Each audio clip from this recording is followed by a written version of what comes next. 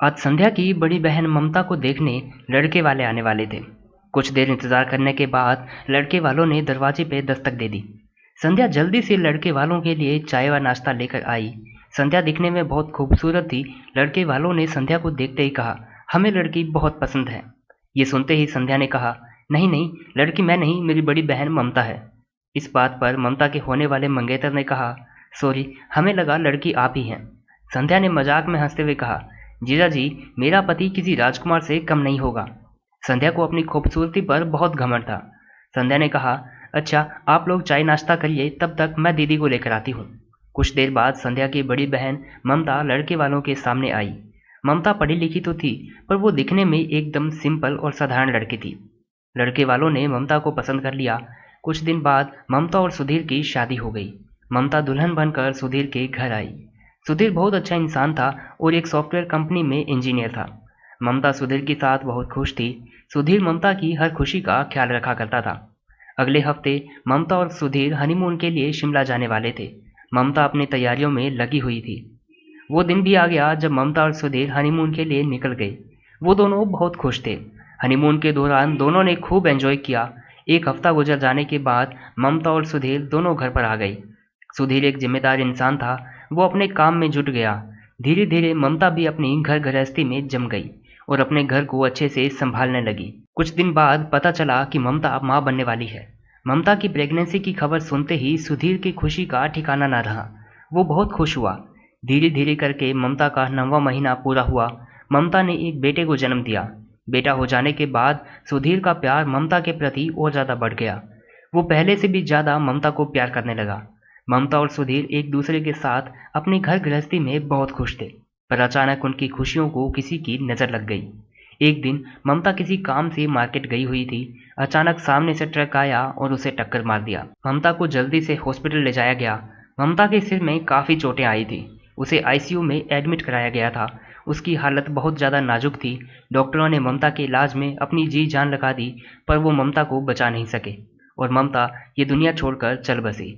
शायद किस्मत को यही मंजूर था। ममता की मौत की खबर सुनकर सुधीर ने अपना सुध-बुध खो दिया था। उसे कुछ भी समझ में नहीं आ रहा था और वो बस रोए जा रहा था। लोगों ने उसे बहुत समझाया कि होनी को कौन टाल सकता है, पर सुधीर यह बात मानने को तैयार ही नहीं था कि ममता अब इस दुनिया में नहीं है। किसी तरह सुधीर ने अपने आप को संभाला, क्योंकि उसे अपने बेटे और अपनी माँ का ख्याल भी रखना था। पर सुधीर चाहकर भी ममता को भुला नहीं पा रहा था। उसकी आंखों में हर पल आंसू रहते थे। सुधीर का बेटा शुभम अभी बहुत छोटा था। उसे एक माँ की ज़रूरत थी। इसलिए लोगों ने सुधीर को दूसरी शादी करने की सलाह दी। दूसरी शादी का नाम सुनते ही सुधीर ने कहा, नहीं, मैं दूसरी शादी नहीं कर सकता, क्योंकि मैं यह नहीं चाहता कि मेरे बेटे शुभम की ज़िंदगी में सौतेली माँ आए। बहुत सोच विचार के बाद सुधीर की माँ ने कहा, बेटा, अगर तू दूसरी शादी के लिए अपनी साली संध्या से बात करके देख, क्या पता वहाँ पर बात बन जाए। संध्या इस घर में आएगी तो शुभम का भी ख्याल रख लेगी और इस घर को भी संभाल लेगी, क्योंकि वो तो शुभम की सौतेली माँ नहीं बल्कि मौसी है, और मौसी तो माँ समान होती है। सुधीर ने कहा, नहीं माँ, मैं संध्या के ऊपर यह दबाव नहीं डाल सकता, क्योंकि पता नहीं वो इस बात के लिए राजी होगी कि नहीं। सुधीर की माँ ने उसे बहुत समझाया कि बेटा एक बार बात तो करके देख, क्या पता वो मान जाए। सच्चाई तो यही थी कि आज नहीं तो कल सुधीर को भी एक जीवन साथी की ज़रूरत ही थी। इसलिए सुधीर ने कहा कि ठीक है माँ, अगर तू इतना कहती है तो मैं बात करूँगा। एक दिन सुधीर ने संध्या के पास फ़ोन किया और कहा, संध्या, मेरी बातों का गलत मतलब मत निकालना, मैं तुमसे कुछ पूछना चाहता हूँ। संध्या ने कहा, हाँ जीजा जी, क्या बात है, बताइए ना। संध्या, मैं तुम्हें ज़िंदगी की हर वो खुशी दूंगा, क्या तुम मुझसे शादी कर सकती हो। सुधीर के मुंह से यह बात सुनते ही संध्या गुस्से से आग बबूला हो गई और उसने कहा, जीजा जी, आप यह कैसी बातें कर रहे हैं, अपने स्वार्थ के लिए आप मेरी ज़िंदगी खराब करेंगे। सुधीर ने कहा, संध्या, मैं अपने स्वार्थ के लिए नहीं बल्कि अपने बेटे शुभम के लिए यह सब कह रहा हूँ, क्योंकि तुम तो शुभम की मौसी हो। मेरे लिए ना सही, पर शुभम के लिए तुम तैयार हो जाओ, क्योंकि शुभम अभी बहुत छोटा है, उसे एक माँ के प्यार की ज़रूरत है और वो प्यार तुमसे बेहतर उसे कोई नहीं दे सकता। संध्या ने कहा, नहीं जीजा जी, यह सब नहीं हो सकता, बुरा मत मानिएगा, पर मेरा पति कोई ऐरा गैरा नहीं होगा, वो एक राजकुमार जैसा होगा। यही कहकर संध्या ने फ़ोन काट दिया। संध्या के मुंह से यह सब सुनकर सुधीर ने कभी ना शादी करने का फैसला कर लिया।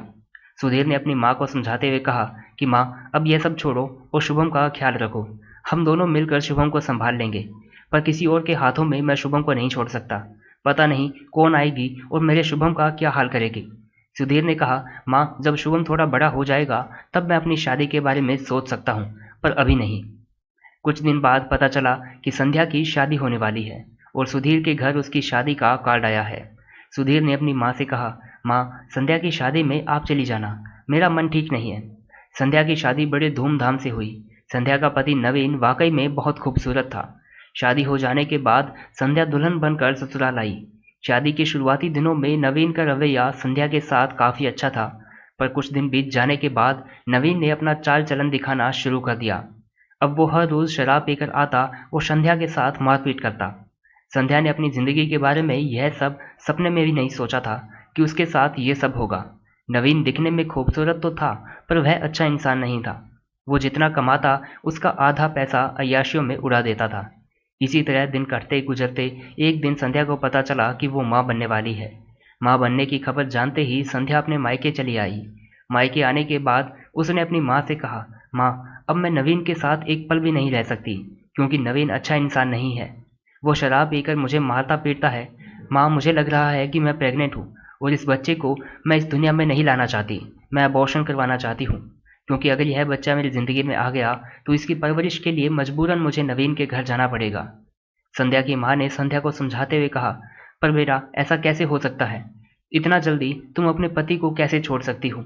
उसे कुछ और वक्त दो, शायद वो सुधर जाए। संध्या ने कहा कि माँ, शराबी इंसान कभी सुधर नहीं सकता।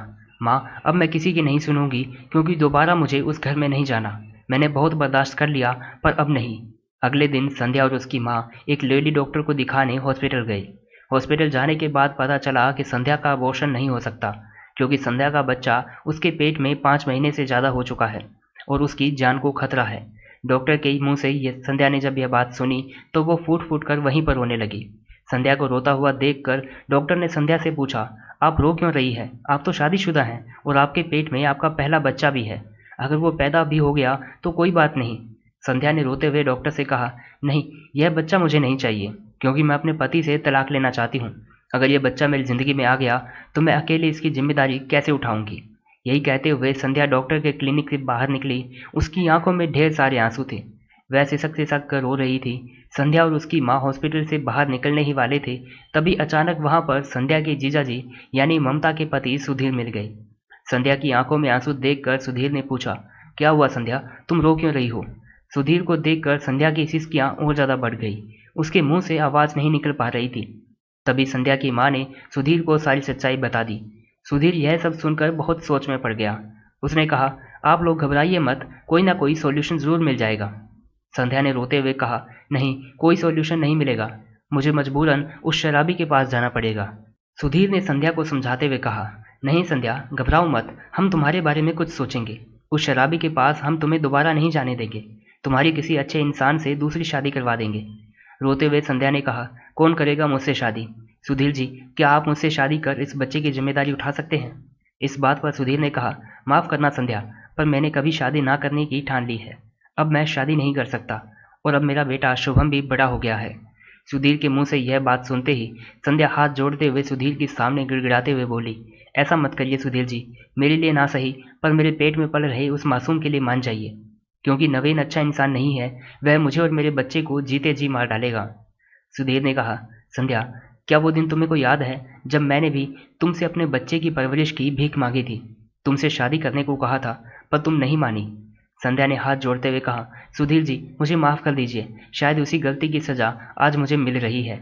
बहुत सोचने के बाद सुधीर ने कहा, ठीक है संध्या, मैं तुमसे शादी करने को तैयार हूँ, पर पहले तुम्हारे पति से तुम्हारा तलाक हो जाए। तभी संध्या ने कहा, जी हाँ। सुधीर बहुत अच्छा इंसान था। वो संध्या के साथ मिलकर उसके पहली पति से उसका तलाक करवाया। उसके बाद संध्या से उसने शादी कर ली।